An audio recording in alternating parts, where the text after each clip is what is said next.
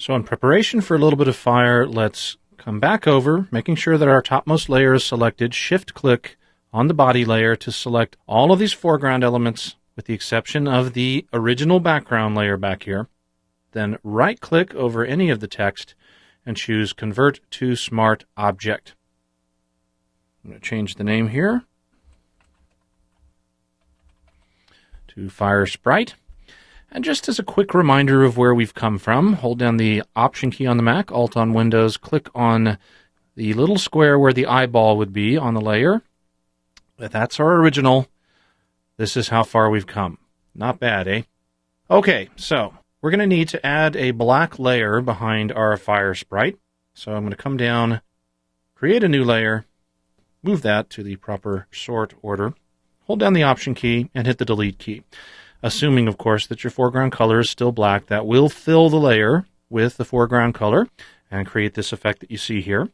And let's jump back out to Bridge, where we've got these two fire elements that we want to bring in. I'm going to select and then Shift Select on both of the fire elements. And be careful here, these are pings, PNG files, and they may not, depending on your associations, automatically launch Photoshop if you double-click on them.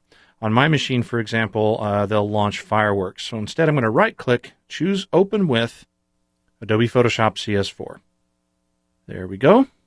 Select all, copy, Control-Tab to our ballerina, paste. You're going to get a little profile mismatch here. Don't care about that in this case. We're not matching any kind of critical color here. We're creating an illustration. It's just important that it look good to us in our eyeballs, so we're going to click OK. And you'll see that we've pasted the fire in the background there. It's kind of small for our purposes, but that's okay. Let's go to our other fire layer, select all, copy. Note that this is the one that says Fire Back. Go back to our ballerina, paste again, warning again, no biggie.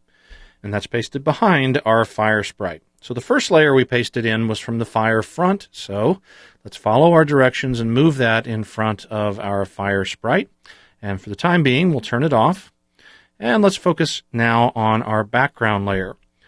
As before, we're going to turn this into a smart object so that we can play with it without any fear of destroying the pixels that are there. Right-click, Convert to Smart Object. The first thing we're going to do is scale it accordingly. And if we crank this up, we're going to get to a point where I think we're going to realize that either we need a bigger canvas or we need a smaller dancer. And in our case, I'm going to make our dancer smaller for now. Because these are smart objects, we can freely scale them back up later so there won't be any pixels lost. Once I get the fire filling the screen about the way you see it here, I'm going to select my Fire Sprite, hold down the Command key, Control on Windows, and with the arrow keys, nudge it down to about here. Then Command T or Control T on Windows, and I'm going to scale it down so that the hand ends up inside this little swirl that's sticking out, as if the fire is actually coming off of the hand. That's just a happy accident. That wasn't by design. It just kind of worked out that way, but I really like it. And hit Return. There we go.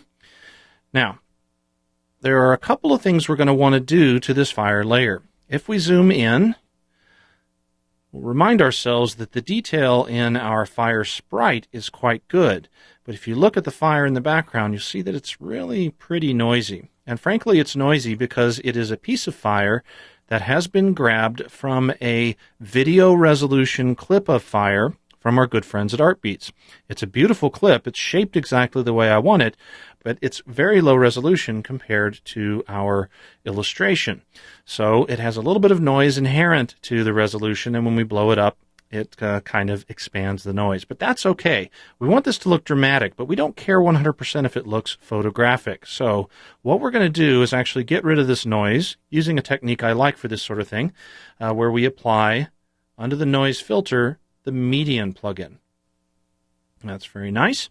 And what median does is it averages pixels in groups based on their median values. It also, as an end result, creates this very nice, smooth result which a little bit extreme at 8 pixels, but it's going to look just about exactly perfect for us at, let's say,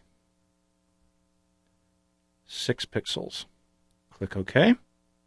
Remember, this is a smart layer with smart filters, and we can always go back and change them if we like, but you can already see in the background that our fire looks more smooth and more stylized.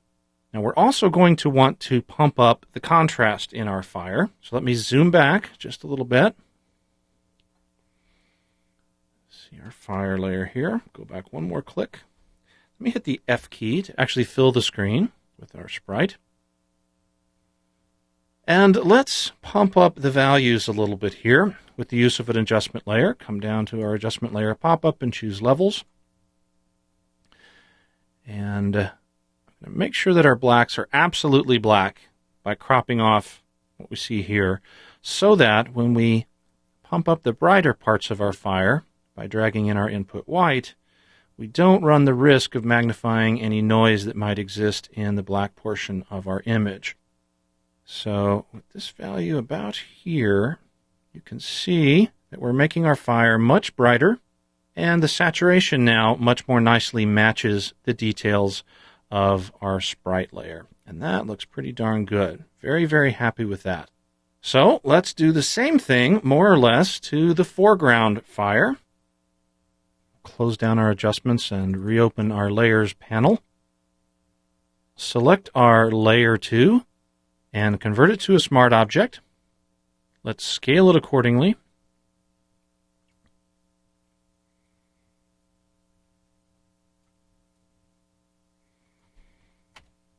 To about there. Change its blend mode to screen. And we're getting pretty close to a nice finished look. We are going to want to pump up the levels of this layer, however, just as we did with our background fire. But we don't want the levels to apply to the entire image, just to the foreground fire. So we'll come down to our adjustment layer, choose levels. Then before we adjust anything, come back to our layers panel and make sure that this levels effect is only applying itself to the layer below it by option clicking on the line in between the two layers, just as we do elsewhere. I'm going to open up our adjustments again, and now let's adjust the levels on this layer. So I'm going to crank this down, and as we do, you'll see we're starting to bring in a little bit of schmutz on the top. Don't worry about that too much. There's a couple of different ways to get rid of it. One is that we can just trim away the black until it gets rid of the noise up there. You know what? That's pretty good. I don't think we need to do much more than that. I'm going to add just a little bit more input white adjustment to pump up these levels even more. And then let's play with our gamma a little bit. So I don't want to completely obscure the shape of our fire sprite. So in fact, let's take that back down again just a bit. There we go. That's looking pretty good. Now we are going to have some noise in this layer, just as we did in the background layer. So as we did before, to our fire layer, we'll come back up to our filter menu and choose median. It's right here at the top, and that will apply median with the previous settings of 6 pixels. Click OK. And now we are almost there. If we zoom in a little bit on this screen, you'll see things are starting to look pretty great. Pretty darned great, I would say. But because we have made a smart object out of our entire fire sprite, we're now free to do something that you otherwise can't do in Photoshop, and that is stack layer effects on the same layer. We've already got an outer glow, this red outer glow.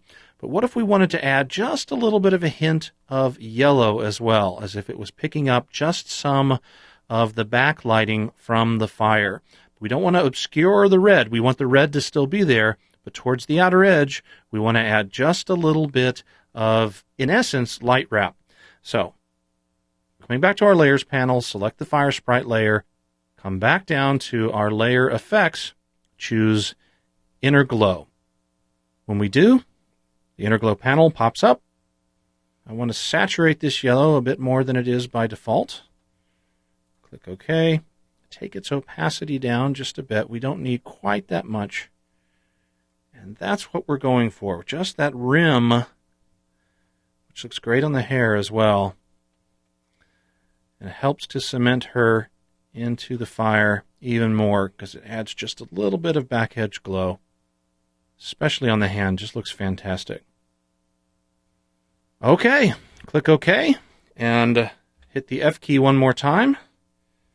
Command 0 to fill the screen. And we have successfully created our first element of our Carmina Burana illustration, a lovely, lovely fire sprite.